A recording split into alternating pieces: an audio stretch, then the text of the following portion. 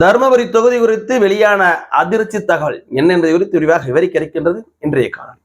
பேரன்பிற்குரிய தமிழ் உறவுகளுக்கு வணக்கம். நான் உங்க மேலவர் கார்த்தி. பார்த்து கொண்டிருக்கக்கூடிய பார்வையாளர்கள் சேனலை சப்ஸ்கிரைப் செய்தும் பெல் ஐகானை கிளிக் செய்தும் ஆதரத்தின்படி கேட்டுக்கிறோம்.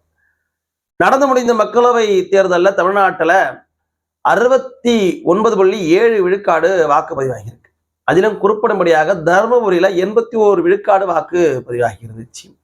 இதையெல்லாம் மையமாக வைத்து தருமபுரி நாடாளுமன்ற தொகுதியில மாம்பழம் சின்னம் தான் வெற்றி பெறும், திருமதி சௌமியா அன்புமணி ராமதாஸ் அவர்கள் தான் வெல்வார்கள் என்று பாமகவினர் பலரும் பேசி வந்ததை நம்ம சமூக வலைதளங்கள்ல பார்க்க முடியும். அந்த சமூக வலைதளங்கள் பக்கத்துல பின்னூட்டத்துல பலரும், அதாவது பாமகவுக்கு எதிர் சிந்தனையில உள்ள பலருமே கூட, அது எப்படிங்க ஓட்டு சதவீதத்தை மட்டும் மையமா வச்சு நீங்க பாமக ஜெயிச்சுன்னு சொல்ல முடியும்? கடந்த நாடாளுமன்ற தேர்தலில் திமுக வேட்பாளர் ஜெயிக்கிறப்ப அங்க பதிவான ஓட்டு 82 விழுக்காடு.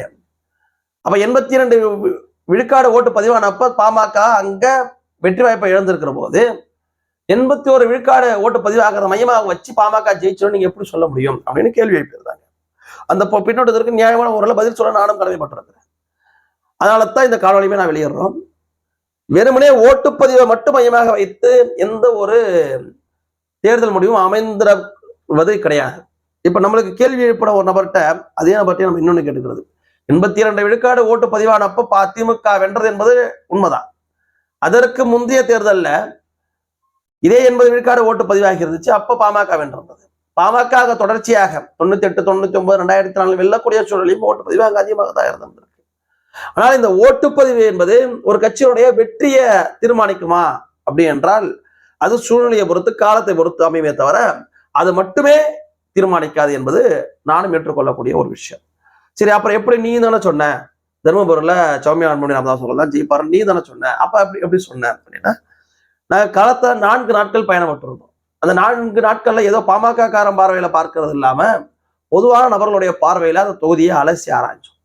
கிராமப்புறங்கள ஒரு பார்வை, நகரப்புறத்துல ஒரு பார்வை, பாமக வலுவாக இருக்கக்கூடிய ஒரு பகுதியில, பாமக வலுவில்லாத ஒரு பகுதியில, வன்னியர் சமுதாயத்திட்ட, மிக பிற்படுத்தப்பட்ட சமுதாயத்துக்கிட்ட, பட்டியல் சமுதாயத்திட்டான நம்ம எடுத்த சாம்பிள்ஸ் அத்தனையுமே கலந்த சாம்பிளா தான் இருந்துச்சு.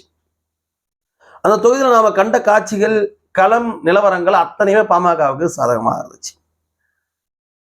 வன்னியர் மக்கள் பெரும்பான்மையாக வாழக்கூடிய கிராமங்கள்ல, பகுதிகளில் பாமகவுக்கு 80% ஆதரவு இருந்துச்சு.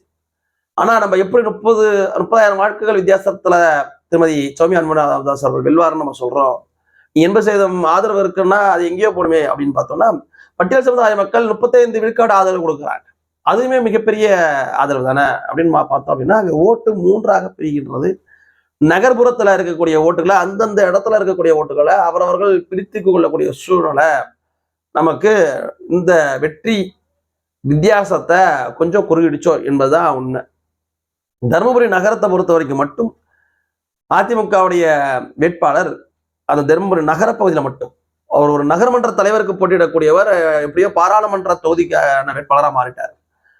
அது நகர் பகுதியில மட்டும் அவருடைய அதிமுகவுடைய வேட்பாளருக்கு கணிசமான ஓட்டு பிரியுது. அது பாமகவுக்கு சாதகமான ஓட்டு கூட.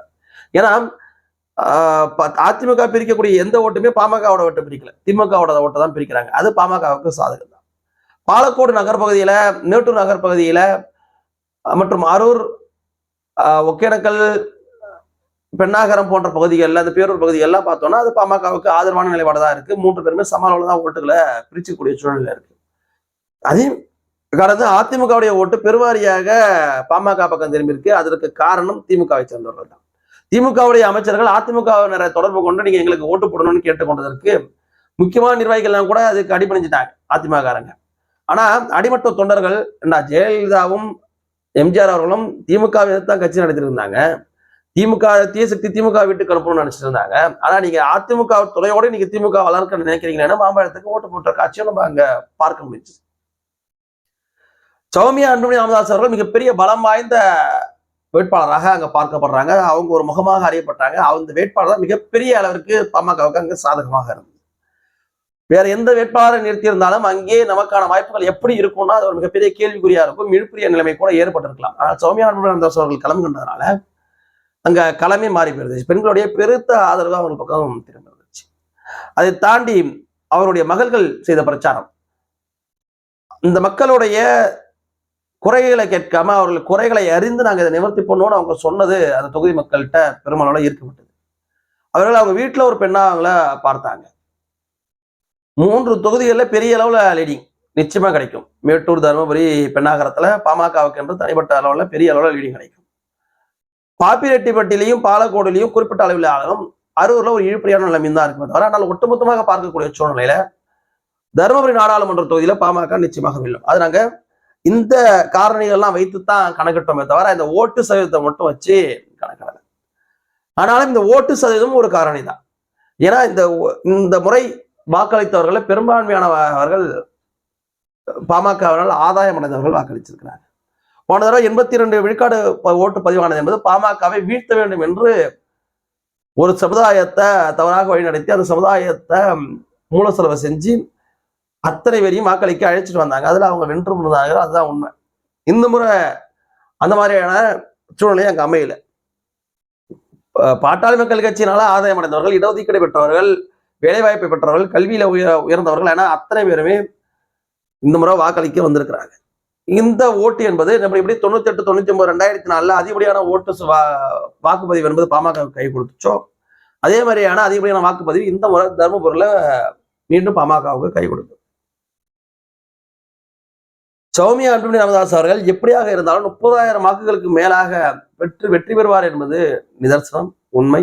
அதை நீங்க எந்த காரணிகளால சொல்றீங்கன்னா நாம் இன்னும் பல 100 காரணிகளை அடுக்க முடியும்.